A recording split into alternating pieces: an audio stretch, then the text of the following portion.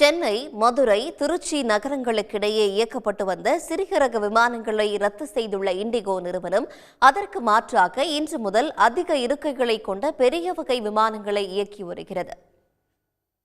சென்னை, மதுரை இடையே நேற்று வரை தினமும் 16 விமானங்களை இண்டிகோ நிறுவனம் இயக்கி வந்தது.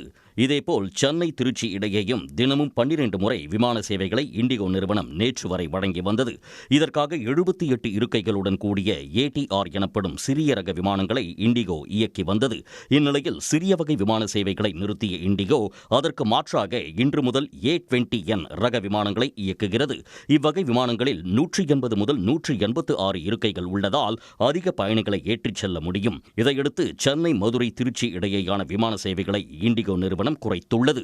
சிறிய ரக விமானங்களில் எக்கனாமி வகுப்பு மட்டுமே இருந்த நிலையில் இனி பெரிய ரக விமானங்களில் பிசினஸ் கிளாஸ் முதல் வகுப்பு இருக்கைகளுடன் சாதாரண இருக்கைகளும் இருக்கும்.